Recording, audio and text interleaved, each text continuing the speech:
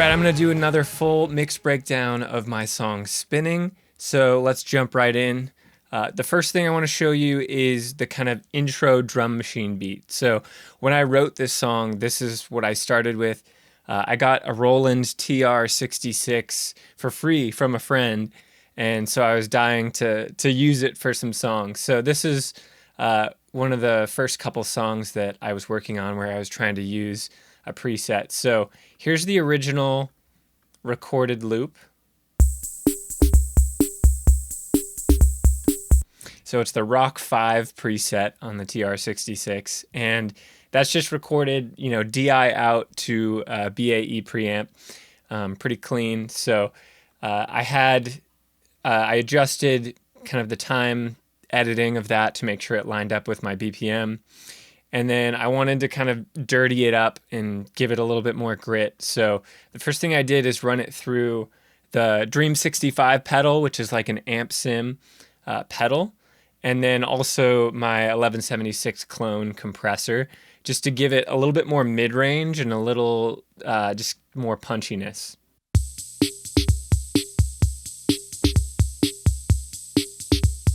So that's definitely better, but it's still not quite there. I wanted to really give it a little bit more thickness. So I actually printed it through an old consumer cassette deck at varying levels, just to kind of figure out how much distortion I wanted. So here's the cleanest version through the cassette deck. You can already hear it kind of thicken up, and especially the kick gets a lot of saturation. Here's the second most distorted version. And the third.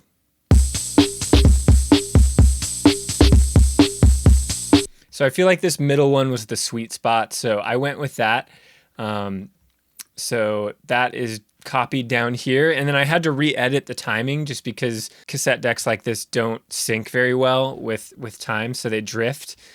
So a little bit of editing, and then I made another loop. And one thing I did right off the bat was I wanted to make it more lo-fi, and I also wanted to tame some of these kind of ringing tones. So did some EQ shaping,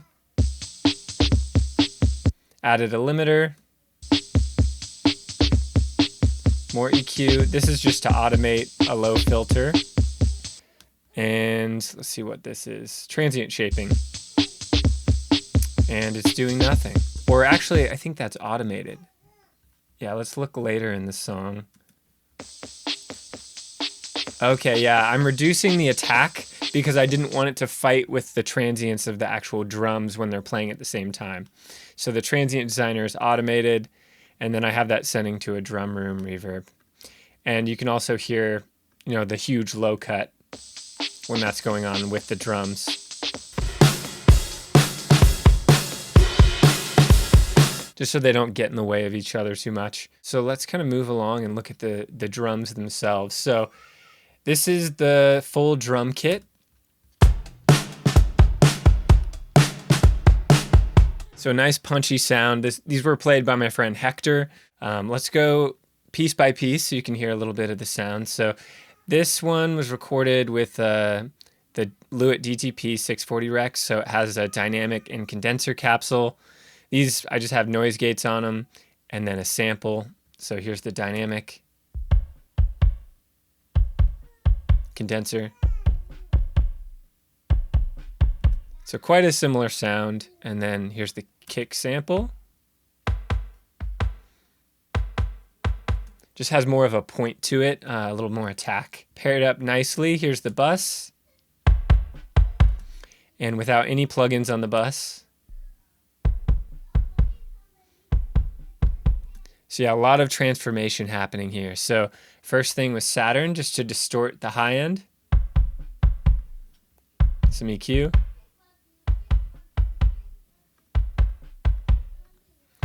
DBX adds a lot of punchiness. Decapitator.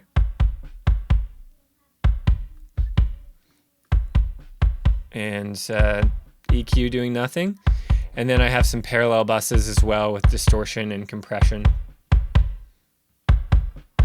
So that's the kick. Here's the snare.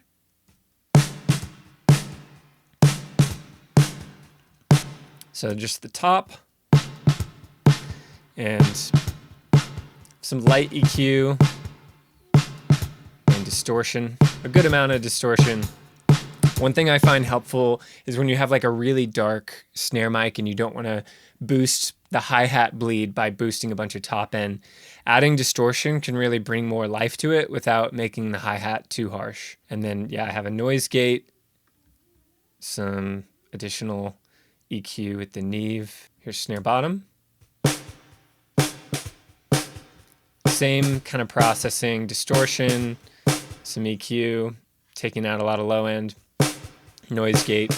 Then we have a brighter snare sample.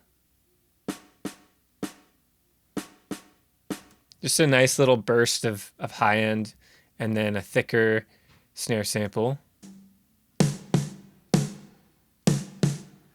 Has a nice smack to it. And these are all sending to a bus and being processed together.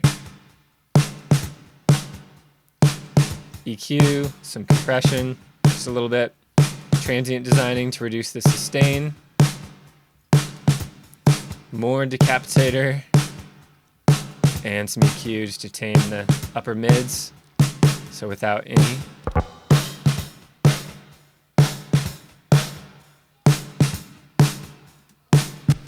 And we have hi-hat, so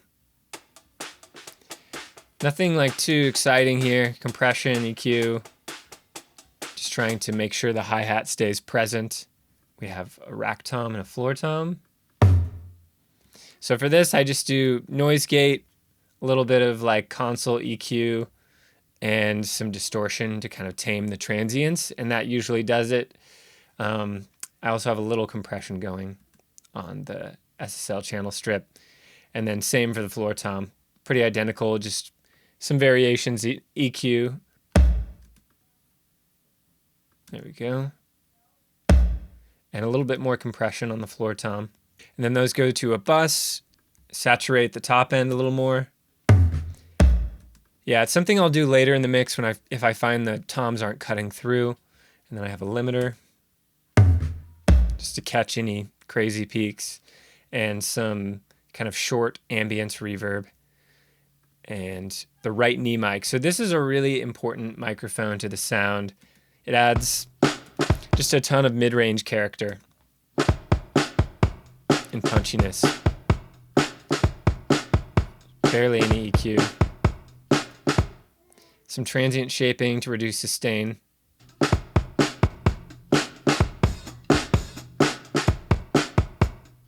So it just keeps it really tight and focused on those transients, and then a little bit of radiator.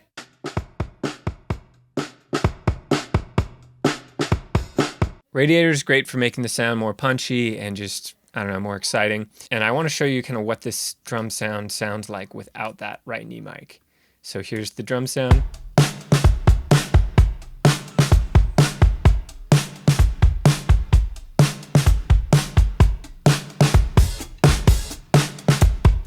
So it really transforms how the kick and snare sound together. Here's just the overheads.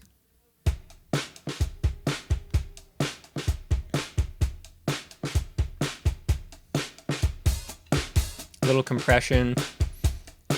Really trying to take out some of that kind of low end gunk and bring out some more brightness.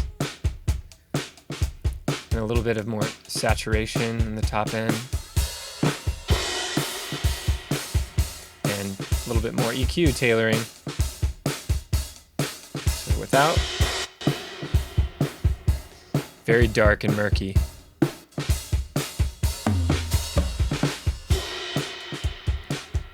So there we go. And then there's a drum crush bus. So I sent these to a hardware compressor, all buttons in. They give you that explosive sound on the kick and snare, which is really cool. And then decapitator on another parallel.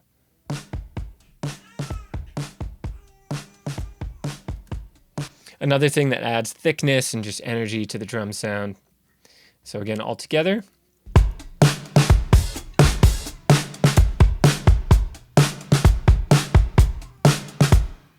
And so I have all of that going through a bunch of stuff here. So the Studer tape machine, the J37 tape machine.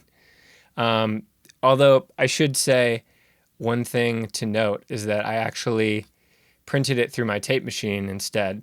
All right, so let's just listen to the comparison of the drums without the real tape machine and with the addition of the Studer, and then with the print through the tape machine.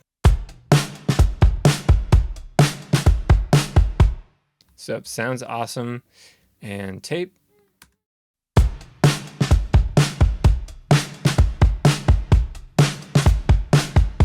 So there's just something about the actual tape machine that it has a little bit more thickness to it. It has that high-end compression that smooths out the high-end transients in a nice way. And it just felt like more finished to me. So let's look at the processing on it. So we have J37. We have some kind of parallel tape saturation excitement on just the high end. I do this a lot just to brighten up drums, to kind of add a sense of glue. And then some EQ. So I'm rolling off some of the really bright top end and high mids. And then I'm also bringing out mid-range with dynamic expansion. So this just creates a lot more punchiness, specifically in the mid-range. And then I have the Soothe plugin. So that is a dynamic resonance suppressor that's taming some harshness, and a clipper. And then this is sending to a drum reverb as well, a wooden drum room. All right, so there's the drums. And then when everything comes in, we have some percussion. We have a tambourine.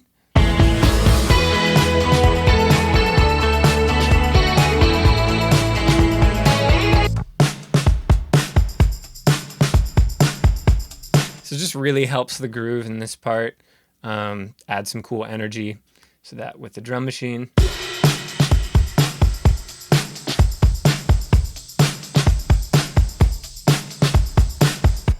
Some little risers here and there to help the transitions.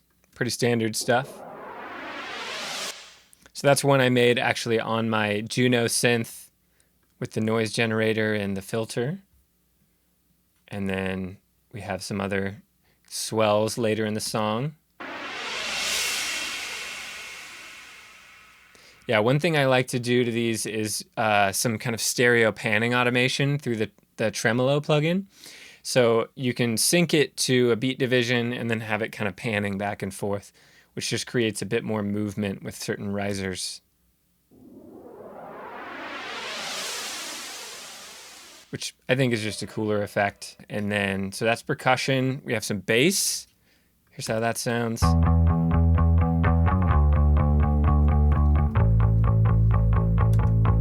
So I ran this through the Ampeg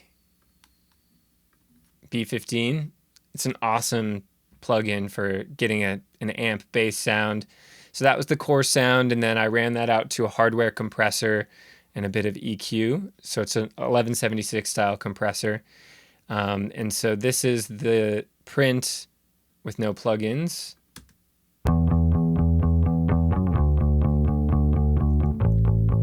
Added some EQ. A little bit more presence.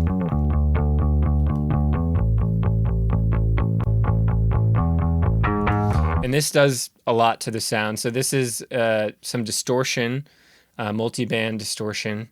I use a lot for bass, a little bit of EQ.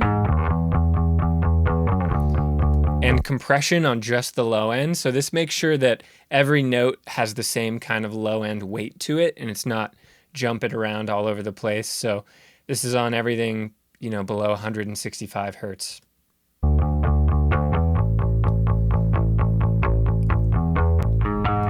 And then we have some additional EQ, just kind of tailoring it to fit in the mix better. And then we have a couple sends. So it's sending to a chorus with a high pass, just so we're not blurring the low end. And then an ambience track. So this is a very short slapback with different times on left and right for nice stereo width, and some spring reverb. So all together.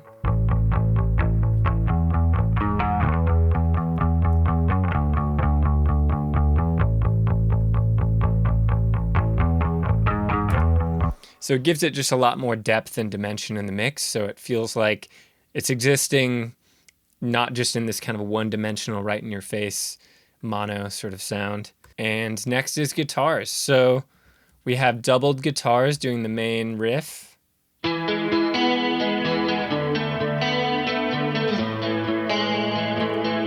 So these are recorded on a Strat, the kind of middle pickup, and going through the small clone chorus and Dream 65, some EQ, more compression, more chorus, and some like reverbs and delays and stuff. So left and right. And then the lead guitar has the same, but it's the chorus is a faster rate, and same kind of processing, putting even more chorus on it and some additional compression and like delay and stuff.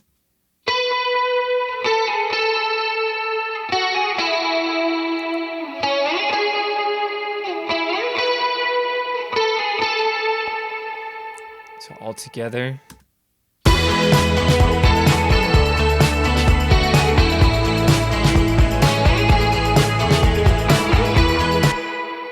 And then in the verses, we have some kind of palm muted stuff that's just meant to be percussive,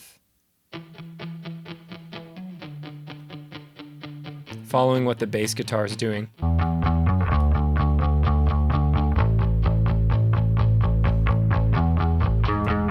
And same in the next verse. And then we have the outro. So with the outro, we have kind of a new riff that's introduced.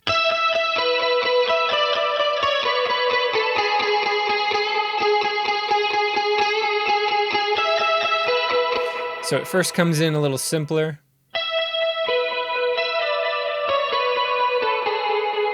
And a lot more washed out and dreamy.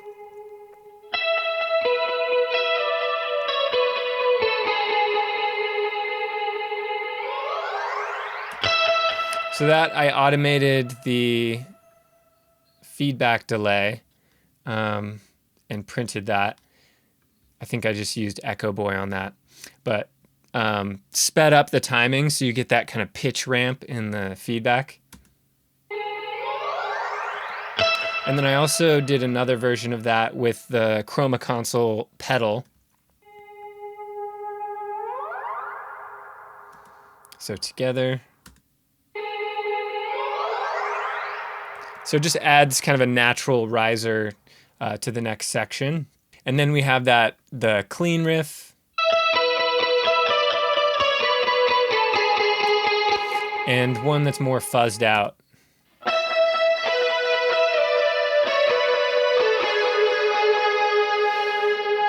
I couldn't decide which I liked better, the like cleaner kind of picky riff or the more like 80s fuzz distortion chorus kind of sound. So I just combined both of them together.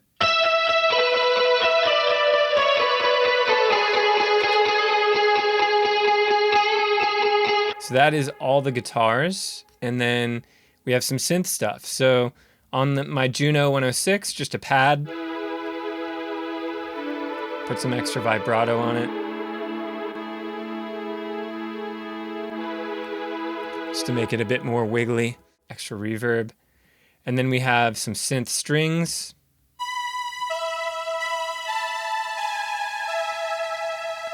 Kind of my best impression of the Just Like Heaven tone by The Cure. And then a Juno clarinet patch.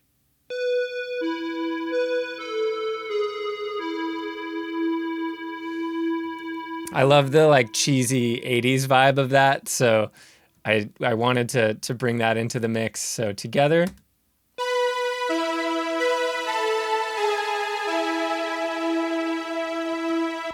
And then they do a slightly different riff later in the song.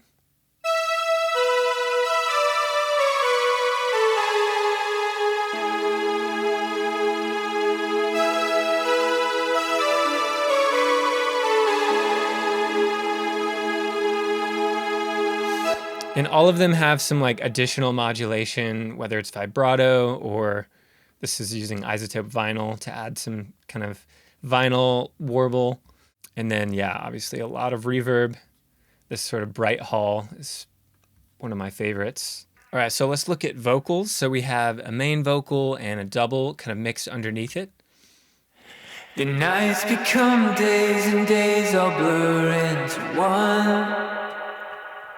So you'll see on the individual tracks, I don't have much plugins. I did send these to a hardware compressor, so I think I did just a little bit of EQ just to reduce some low end with a high pass, and then a good amount of compression with my 76D from Audioscape, 1176 style compressor. So both of these, and then this just has a de-esser. And then they're being processed together on the main bus here. So here's without. The nights become days and days all blur into A little bit more EQ shaping, some dynamic compression of the low end, bringing out mid-range. one. Some compression with the LA2A. The nights become days and days all blur into one. I like this because it really kind of makes the lead and the double kind of fit together nicely as like a single vocal sound. Some tape compression. It's become days and days all blur into one. Fairly subtle. Some chorus. I'm losing my balance, spinning around this. Just adds a little bit of interesting texture and modulation, width. And this is just to grab any like harsh bits of the sibilance. Come days and days all blur. So you can see it's not doing a ton. It's just grabbing these little frequencies that jump out, tucking them in. And we have a bunch of sends. So we have a slap. The nights become days and days all blur. And then the main long delay. So I love J37 for like this kind of feedback delay sound. The nights become days and days all blur into one. So that creates that cool like psychedelic feel to it. Have a little bit of compression riding the delay just so it ducks when the vocal is present. It's become days and days all blur into one. And then it kind of swells back after the vocal phrase ends. So that just maintains a little bit more clarity. We have some plate reverb here, and then this parallel distortion. So I like doing this a lot. It's become days and days all blur into one. I'll crank the input until you get this kind of really fuzzed out sound. Sometimes boost a little mid-range and just blend that in very subtle underneath. We also have some spring reverb. The nights become days and days all blur into one. This is also a nice texture just to create a little bit more depth to the vocal, having this really lo-fi mono reverb. The nights become days and days all blur into one. And then we have outro vocals. So these are a little bit different. They have more distortion and they're kind of more lo-fi. I like rolled off the top end and reduced some low end, boosted mid-range. So these are meant to kind of hang out further back in the mix. All of the lights, all of the sounds under our feet, it swirls around. With harmonies. All of the lights, all of the sounds under our feet, it swirls around. Oh, there's also some harmonies in the verses too, but ultimately it's the same processing, nothing kind of new to show. I'm dizzy from wandering. I just doubled them, panned them out a little bit. But back to the outro vocals. So these have a little bit more of that long delay. And then I also added some flanging to the entire bus. So that means everything, including the reverbs and delays, are being flanged slowly. So that's creating that kind of cool psychedelic texture. The lights, all of the sounds under our feet, it swirls around. So you'll see down here, I actually did some manual tape flanging. So I ran it to my tape machine, actually put like my finger on the flange and was trying to create that modulation myself. And it worked. It definitely sounded cool, but I ended up changing the melody a little bit and adjusting this second note. So I didn't want to reprint it. And also I felt like the plugin just had a more consistent rotation to it. It wasn't quite as random, which for this I ended up liking more. But I'll play the tape and this. You're going to hear the clash of like the notes not lining up, but you'll get an idea. All of the lights, all of the sounds under our feet, it swirls around. All of the lights, all of the sounds under. So you get the flanging, but it's not as dramatic, and it's also not affecting the reverbs. I would have had to print all of the delays and reverbs and then duplicate that and run it through a tape machine in order to achieve that. So it was just a little bit more hassle than what felt like was worthwhile. You can hear with all of the stuff going.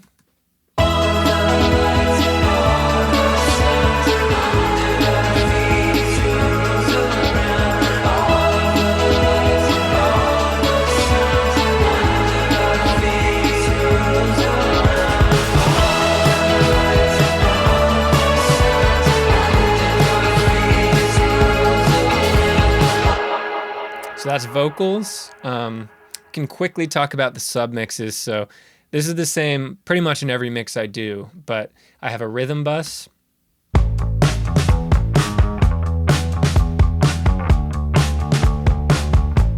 Some limiting. I have a hardware compressor patched in. So that's just gluing the bass, percussion, drums together. Instrument bus.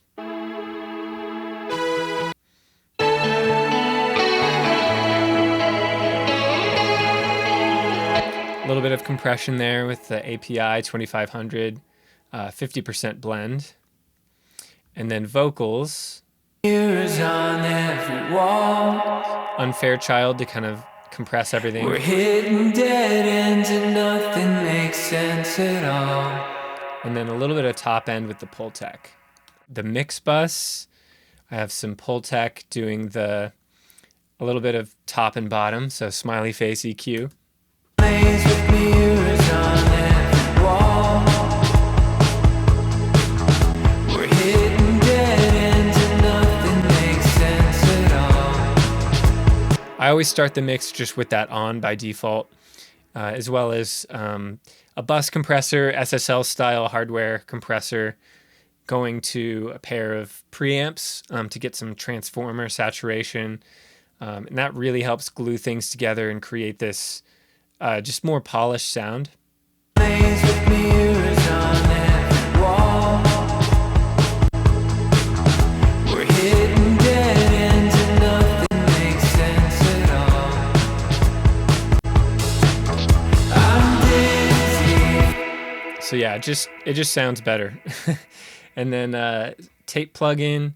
This is very subtle. I have it on 30 IPS, so it's bringing a little bit more air to the mix. We're hitting dead ends and nothing makes sense at all. Oxford Inflator, adding some loudness. I'm dizzy from wandering. And then a limiter, which I did mastering separate on this, but this was just to kind of like get some loudness during the mix stage, make sure it feels a little bit more finished. That concludes the mix for spinning. Let me know if you have any questions, if I missed anything or went too fast over something. Happy to answer questions in the comments. Thanks for watching.